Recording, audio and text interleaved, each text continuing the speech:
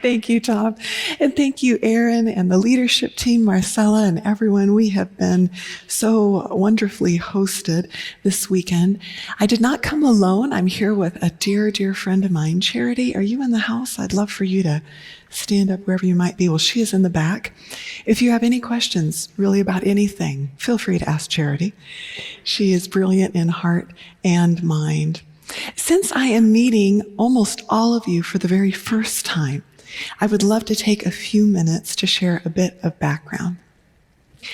I spent the first chunk of my life as a sincere and certain atheist, absolutely convinced that God hadn't created mankind, but that mankind had created God, because there were just so many questions in life that were never going to be answered by science, by reason, by experience. It was understandable that individuals and entire cultures would create mythical beings, call him God, call them gods, stuff them in the gaps, and calm your fears. So as a young atheist, I simply considered myself a realist who preferred unanswered questions over fairy tales. But then God, the God who pursues even those who deny him, interrupted my atheistic existence. And since that moment, he has captivated me with his character and his presence and his love. Today, I have the joy of being wife to Dr. Barry J. Chole, my dearest and wisest mentor. Barry and I have been married 31 years, and the Lord has blessed our love through the miracle of adoption with 3 extraordinary children. Our eldest, Jonathan, is 24. Our middle, Kiona, is 18. And our youngest, Louis, is 14. Most recent news in our family over the summer is that our eldest, Jonathan, has just left to go spend a year of service in missions, which is a miracle. Jonathan was diagnosed with autism at the age of 2. They were not at all convinced he would ever speak or interact, let alone be able to go to school. In January, he graduated with honors with a degree in computer animation and music composition and sound editing, and he's looking forward to using those skills to make something that will help others. Other news in our family, yes? Yeah. Other news in our family, my baby girl has just moved to Florida to begin college. She is pre-physical therapy on her way to be a chiropractor. And the other news from our family most recently has been that I had a recurrence of breast cancer this summer. In fact, I've just finished some treatment, I think 9 or 10 days ago. I share that with you for prayer, certainly, but also just for a little bit of guidance. My favorite part of being invited to speak is interacting with people after I step down from the stage. And I'm just going to ask for a little bit of grace. I would love to hug you, but instead I'm just going to shake your hand and look forward to talking with you and meeting with you. My husband and I co-direct a nonprofit that is devoted to providing soul care and spiritual mentoring to leaders around the world. And I also do a little bit of writing, and we brought some of my books with us today. I'm going to introduce you to a few and then give some away. If you've never read anything that I've written before, I always encourage everyone to start with a little book called Anonymous. Anonymous is about those seasons in life where you feel like someone pressed the pause button on your dreams and your potential. Maybe you feel unseen or underestimated. We look at how Jesus' 3 celebrated years of ministry rested on the foundation of 30 mostly undocumented, uncelebrated years, hidden years, which means that hidden years aren't wasted years. And so I'd like to give this to anyone who would like to come up, who's willing to say, this isn't exactly where I thought I would be at this point in my life. I'll just put it over here for you. Another book that we brought is called 40 Days of Decrease. 40 Days of Decrease is 40 days of heart fasts. So a brief reading, and then you enter into a fast, not of designer coffee or of chocolate, but a fast of regrets, a fast of fixing it. I hope it blesses you. A fast of isolation. We're going to fast stinginess and spectatorship. We're going to fast addition and willful sin. We're going to fast escapism and guarding tombs. It's a great companion for Lent, but you can do it any time of the year. So if you've been looking for something to help you live more regularly in awe of Christ's resurrection, I'd love to be able to give this to you. And another one, we have a couple more books out there, but the third one that I'll feature is called The Sacred Slow, which was the namesake of our conference. This is a little intense.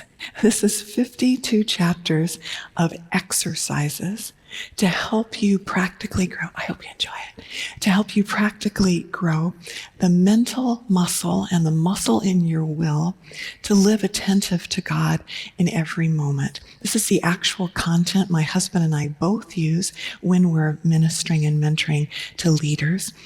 I designed it for 12 months. There is a 12 video teaching series that goes along with it that you can download from the web.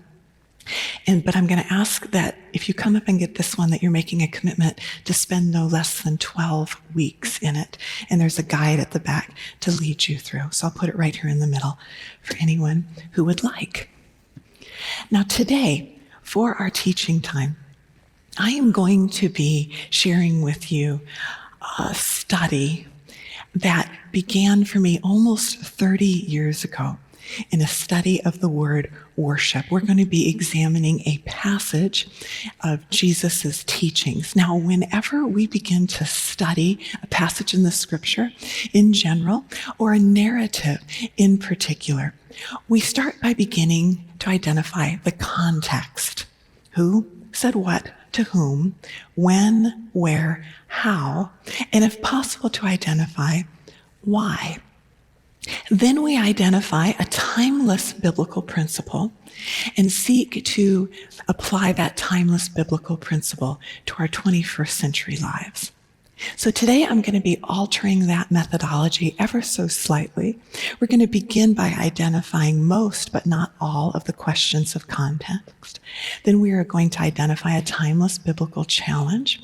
We're going to expend a good amount of energy wrapping our minds and our lives around that timeless biblical challenge. I hope you enjoy it. And then we're going to take that principle, reinsert it in its original context to ask the final question of context, the context of why. So join me, if you would, as we begin to consider some of the less than heartwarming words of Jesus that we should not be surprised Hallmark has not opted to make a card out of. Could you turn with me, please, to Matthew chapter 15, and we are going to read verses 7 through 9, in which Jesus says, "You hypocrites, Isaiah was right when he prophesied about you. These people honor me with their lips, but their hearts are far from me. They worship me in vain. Their teachings are about rules taught by men." So let's ask our questions of context. Who said what to whom? Well, Jesus is speaking. Who he's speaking to are two groups of religious leaders, the Pharisees and the teachers of the law. What he is saying is actually a quote from 700 years earlier, recorded by the prophet Isaiah when he was recording the words of God, when God said, "These people come near to me with their mouth, and they honor me with their lips, but their hearts are far from me. Their worship of me is made up only of rules taught by men." Who said what to whom, when? The timing of this interaction is interesting. Immediately before this interaction, Jesus feeds the 5,000 plus, and he speaks to Peter, who's in the midst of the storm, about having very little faith. Immediately after this interaction, Jesus speaks to a Canaanite woman in the midst of her own storm about having great faith, and then he feeds the 4,000 plus. So you might say, as far as when, that this interaction takes place in the middle of a miracle and faith sandwich. Where? This takes place in Gennesaret on the northwestern shore of the Sea of Galilee. How? I think we can safely say that the tone of the interaction is confrontational. And we're going to save the why for the very end. So again, let's read our passage. Matthew chapter 15, verses 7 through 9. Jesus says, "You hypocrites, Isaiah was right when he prophesied about you. These people honor me with their lips, but their hearts are far from me. They worship me in vain," translated from the Greek, matain, which means to no end, worthless, to no avail, fruitless, without any result.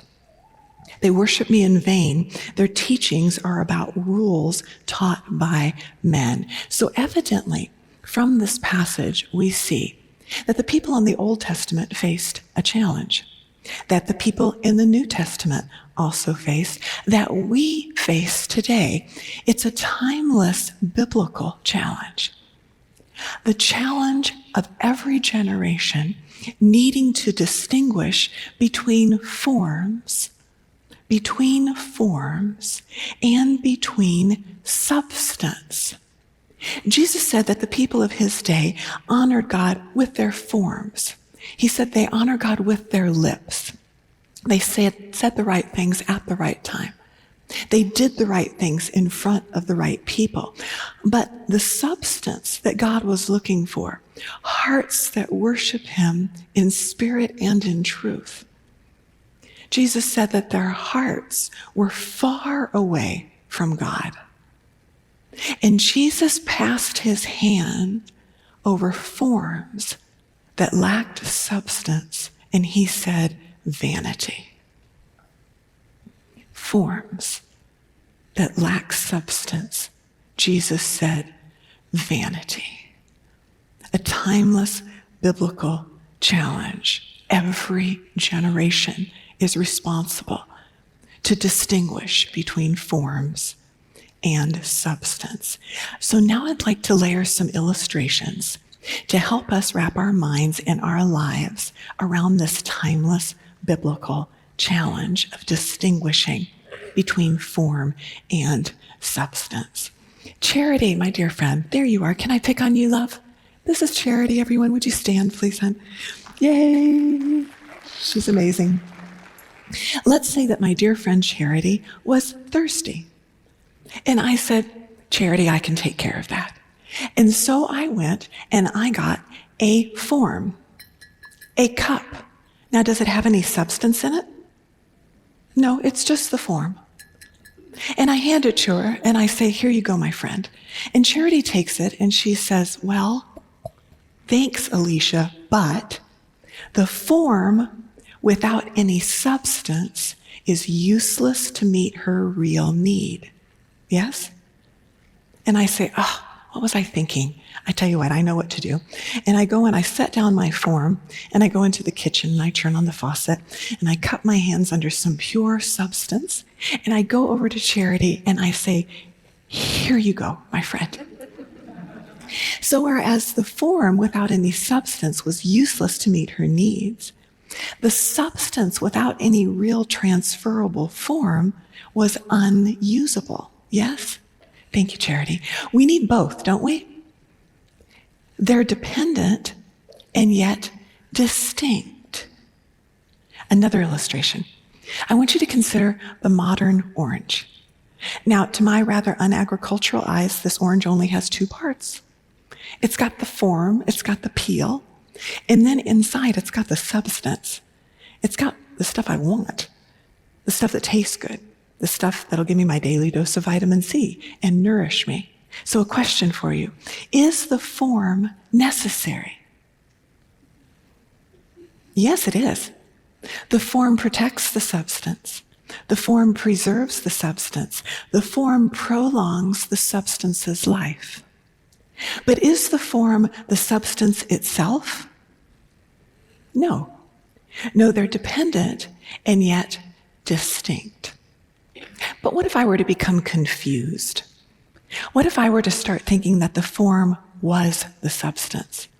That the form was the most important part? That the form was what would nourish me and strengthen me and give me my daily dose of vitamin C? I am so convinced that the form is the substance that I'm going to eat it. Are you ready? I'm going to take a bite. What do I taste? Bitter? Yes, because form without substance is bitterness, isn't it? Form without substance is vanity. But how easy it is, really, to confuse the two. How easy it is to confuse form and substance. How easy it is to confuse singing for worship. How easy it is to confuse reading the Bible for actually obeying God's word. How easy it is to confuse coming to church with being the church. And how easy it is to see form and substance confusion in other generations and in other cultures, and yet to be completely blind to form and substance confusion in our own generation and in our own culture. This timeless challenge of distinguishing between form and substance, it saturates the teachings of Jesus. We could spend a month of Sundays seeing this teaching throughout the Gospels. But today what I would like to do is to point out and discuss 3 areas in which form and substance confusion causes complete chaos. Form and substance confusion causes complete chaos in our pursuit of unity, ministry, and integrity. Our pursuit of unity, ministry, and by that I mean service wherever it is God has planted you, and integrity. Let's first consider the chaos form and substance confusion causes in our pursuit of unity. And I'll try to illustrate that with a few personal stories. A long time ago, when I graduated with my bachelor's, I went overseas to serve in missions for a couple of years in the Far East. And when I was preparing to go, I knew that I wanted to present myself as a modest woman of God. Well, during that era, I was living in South Texas, right on the border of Mexico. And what modesty meant in my culture were those long granny dresses that went down to our toes. Now, I know that they've come back recently, but believe me, they're a whole lot cuter now than they used to be. Long dresses all the way down to our toes, but it's South Texas. And so everything we had was sleeveless, and we gave ourselves some breathing room around our neck. I sewed myself my own wardrobe of granny dresses, and I wore my favorite navy blue one on the plane when I went overseas. Well, I landed in Hong Kong, and I was greeted by these beautiful female Chinese ministers whose skirt line was above their knees. Gasp.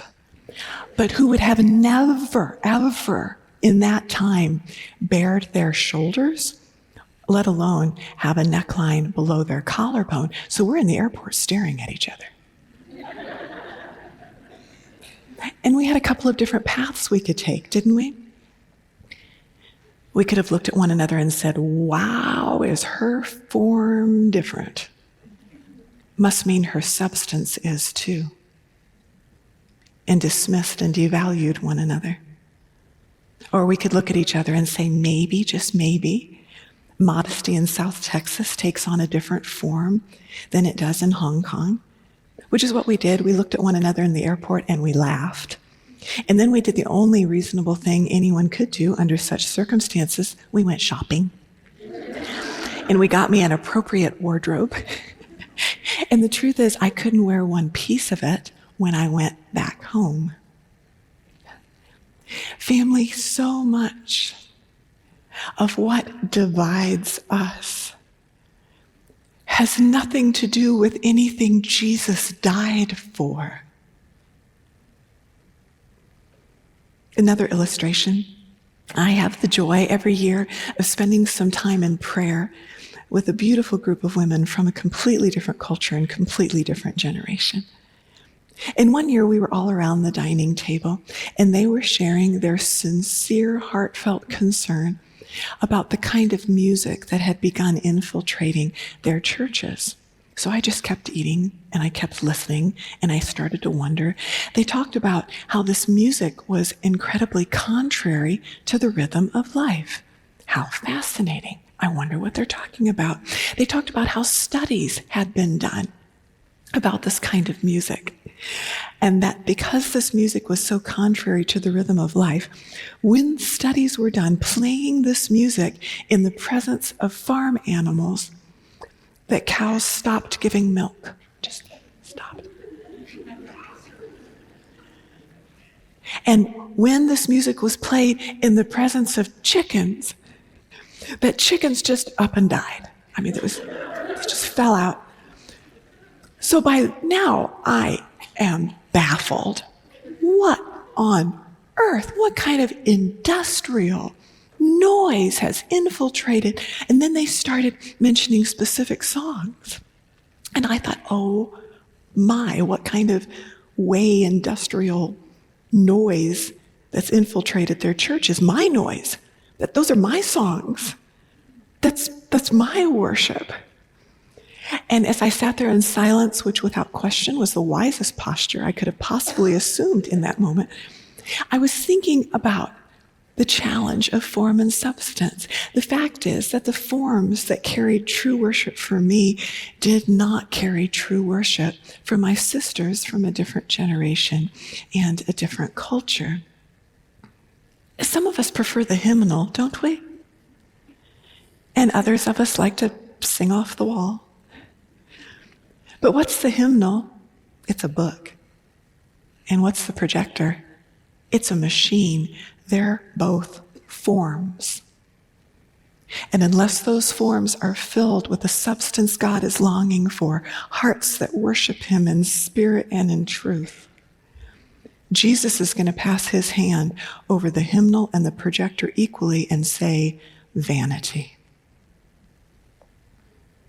When it comes to our pursuit of unity, form and substance confusion creates short-sighted judgments and long-lasting divisions. Consider also the chaos form and substance confusion causes in our pursuit of ministry or service, wherever that happens to be, in education, in the arts, in medicine, in the marketplace, in the home, and in the church. In all of those arenas, I think all of us can pretty quickly bring to mind a form that used to be effective, right? A system that used to work. Like, do you remember when timeouts worked with your children? And now, not so much. And yet our natural human tendency is to keep dragging that form behind us and keep putting it in place because it's just so wonderfully familiar. We keep putting it in place and standing back, waiting for it to give birth to the substance we remember, the substance we still need. But the problem is that form isn't the creator of substance. Form is the caregiver of substance. Form isn't the source of substance. Form is the servant of substance. And without substance, even the best of forms are going to dry up pretty quickly. Well, the people that Jesus was addressing, the Pharisees and the teachers in the law, they really enjoyed their forms. They liked counting them and measuring them and measuring other people by them. So with this timeless biblical challenge and principle in our minds, I'd like us to return to a familiar passage and read it with fresh eyes. In Luke chapter 5, verses 36 through 39, the words of Jesus. Jesus says, "No one tears a patch in a new garment and sews it onto an old one. If he does, he'll have torn the new garment. The patch from the new will not match the old. And no one pours new wine into old wineskins. If he does, the new wine will burst the skins, and the wine will run out, and the wineskins will be ruined. No, new wine must be poured into new wineskins. And no one drinking the old wine wants the new, because he says that the old wine is better." I think that perhaps the people, the leaders of Jesus' day, they prayed the same kind of prayers that we do. Oh, God, would you do something new? Would you do something new among us? And I think they might have also had the same unspoken addendum. And while you're doing something new, would you mind using our old forms? We just finished our flow chart.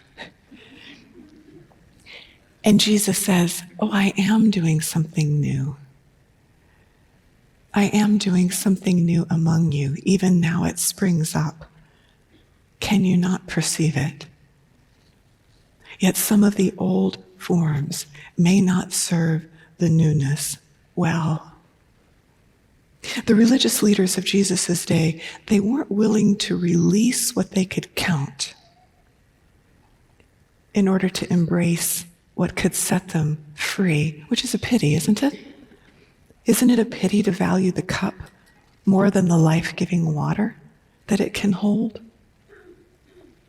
When it comes to our pursuit of ministry and service, form and substance confusion can create really tired practices that are fought for even after they've become lifeless. And consider the chaos form and substance confusion causes in our pursuit of integrity. The harshest words of Jesus were reserved not for unbelievers, but for hypocrites.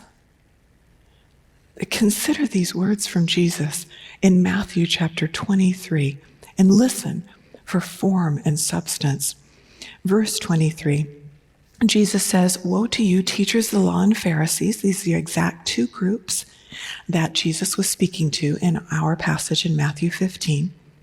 He says, you hypocrites, you give 1/10 of your spices, but you've neglected the more important matters of the law, justice, mercy, and faithfulness. You should have practiced the latter without neglecting the former. So woe to them, and woe to me, woe to us. We tithe and we give, and we need to continue. But have we neglected the more important matters of the law? Are we fighting for justice for the helpless? Are we showing mercy to those who are broken in mind and spirit? Are we being faithful to covenants, ours and our neighbors? Jesus continues in verse 25, woe to you, teachers of the law and Pharisees, you hypocrites. You clean the outside of the cup and dish, but inside they're full of greed and self-indulgence. Blind Pharisee, first clean the inside of the cup and dish, and then the outside will also be clean. Woe to them. Woe to me. Woe to us. Outside, we may represent really well. We may spend a lot of time and a lot of money making sure that what others see shines. But what is within? There are no substitutes for substance. Within is there greed?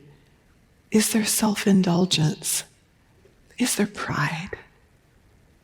Jesus continues in verse 27, woe to you, teachers of the law and Pharisees, you hypocrites. You're like whitewashed tombs, which look beautiful on the outside, but on the inside are full of dead men's bones and everything unclean. Woe to them. And woe to me and woe to us. We may be the hope of the family. We may be the darling of the office. We may be the one that everybody goes to, the star that always gets things done. But God's eyes search our interiors. And he sees who we are when no one else is looking. So within, in our minds and in our hearts and in our attitudes, are we caressing anything that Jesus was crucified for? Woe to them. Woe to me. When it comes to our pursuit of integrity, form and substance confusion, it creates an arrogant religion and a polished hypocrisy. a biblical and timeless challenge that every generation must distinguish between forms and substance. We see it in the Old Testament. We see it in the New Testament. We face the challenge today. So now let's take that timeless principle and reinsert it in its original context and ask the final question of context, the question of why. What context inspired such harsh words from Jesus? This is the Jesus whom children felt comfortable with. This is the Jesus whom sinners knew that they could weep at the feet of. What on earth inspired such harsh words from Jesus? Let's go to the beginning of the chapter, Matthew chapter 15. We'll read verses 1 and 2. Then some Pharisees and teachers of the law came to Jesus from Jerusalem and asked, "Why do your disciples break the tradition of the elders? They don't wash their hands before they eat." Now, at first glance, I remember thinking, you've got to be kidding. Really? Hand washing? Form? How obvious is that? Form. But upon closer inspection, I realized it wasn't obvious at all. This tradition of ceremonial washing of hands was a sacred tradition. It had been passed on for generations. It was eventually recorded in the Mishnah.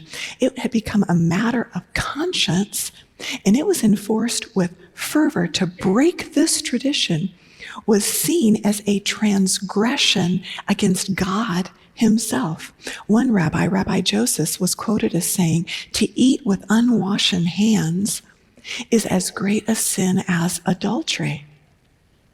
There was another rabbi, Rabbi Akiva, who was in prison for a reason I still haven't been able to figure out.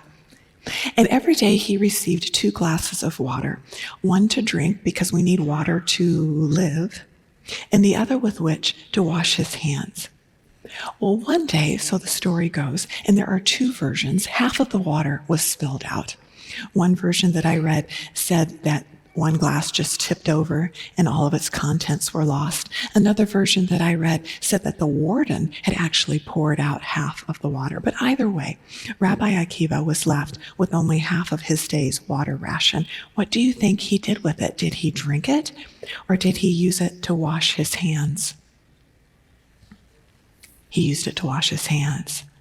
And he's quoted as saying, "I would rather die than transgress the tradition of the elders." It wasn't so simple and clear to the people of Jesus' day at all. To them, the form had become substance. To them, they thought the form was the substance. And no doubt that form and substance confusion put enormous roadblocks in their pursuit of unity. No doubt that form and substance confusion made ineffective many of their practices in ministry. And no doubt that form and substance confusion created rather large chasms in their pursuit of integrity, but most grievously, form and substance confusion caused them to miss the manifest presence of God in their midst. They couldn't see Jesus. They couldn't see Jesus. Oh, may God help us. May God help us. May God help us be flexible with our forms.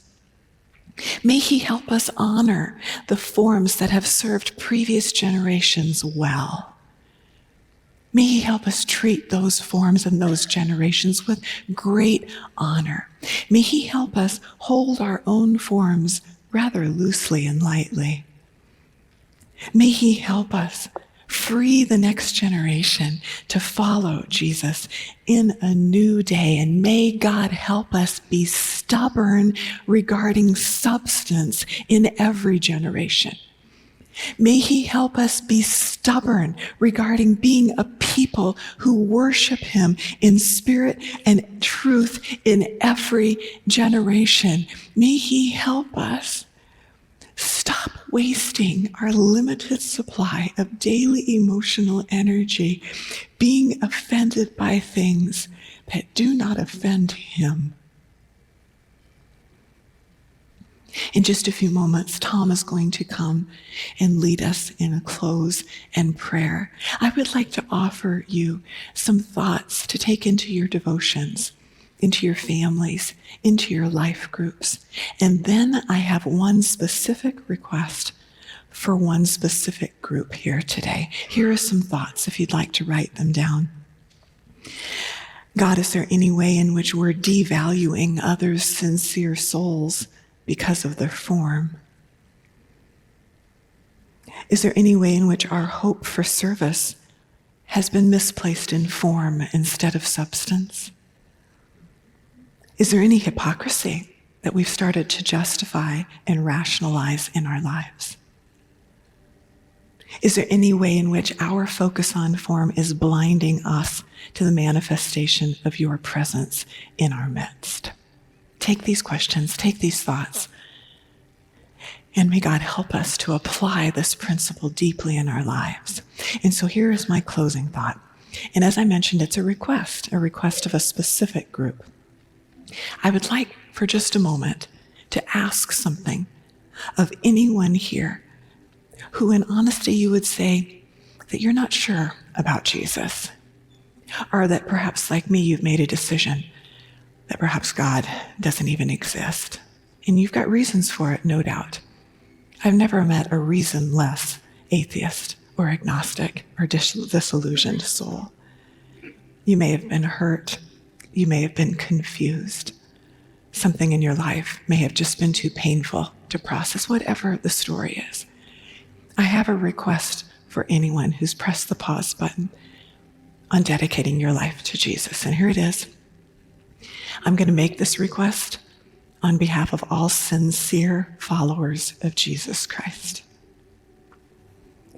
I'm going to ask if you would consider forgiving us. Would you consider forgiving us for any way in which our form and substance confusion has hurt you or wounded you or distracted you from Jesus? You know, the Pharisees and the teachers of the law, they were so distracted by the dirt on the disciples' hands that they missed seeing the eternity in Jesus' eyes. Well, we still have dirt on our hands. I'm so sorry, but we do. And we're supposed to be like these clear windows that you can look through and you can see the substance of our faith, Jesus Christ. But with our own dirty hands, we muddy those windows and we mar your view of the treasure of our faith, which is Jesus. Would you please forgive us? And would you please take another look at him? Because unlike us, he is pure. And unlike us, his love for you will never fail. He loves you and he knows you. And he has been calling you because he wants to walk with you. On behalf of all sincere followers of Jesus, please forgive us. And please take another look at him. And may he enable all of us to be a generation that's flexible with forms, stubborn regarding substance, and full of the kind of living water that'll set generations free. May the peace of God be with you.